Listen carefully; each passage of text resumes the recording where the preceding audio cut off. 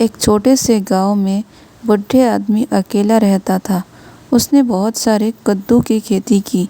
उसमें बहुत सुंदर सुंदर कद्दू हुआ और उस कद्दू को वो बाज़ार में बेचता था और अपनी ज़िंदगी जीता था।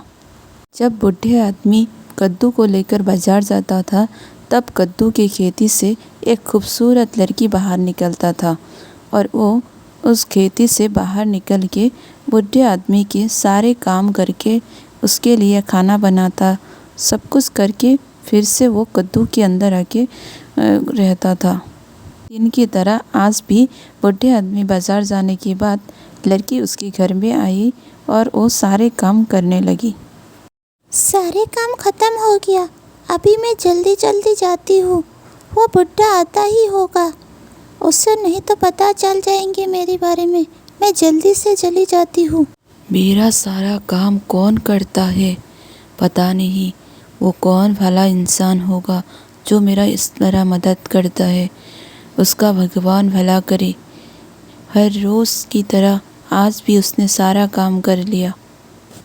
रोज़ की तरह आज भी कद्दू बेचने के लिए बूढ़े आदमी बाज़ार आया और वो कद्दू बेच रहे थे। वो सारा कद्दू बेच के फिर घर वापस गया।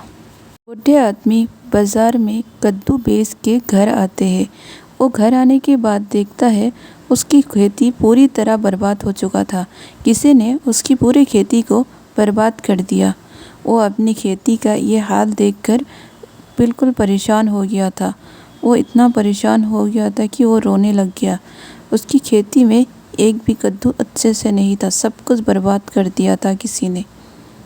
घर के अंदर आने के बाद वो बूढ़े आदमी देखता है उसका आज किसी ने काम भी नहीं किया, उसके लिए किसी ने खाना भी नहीं बनाया।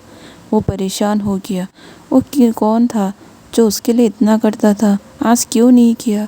वो परेशान। बूढ़े आदमी बहुत ज़्यादा रो रहे थे। तभी एक आवाज़ आती है, तुम परेशान मत हो, बाहर जाके देखो, मैंने तुम्हारी खेती बिल्कुल ठीक कर दिया।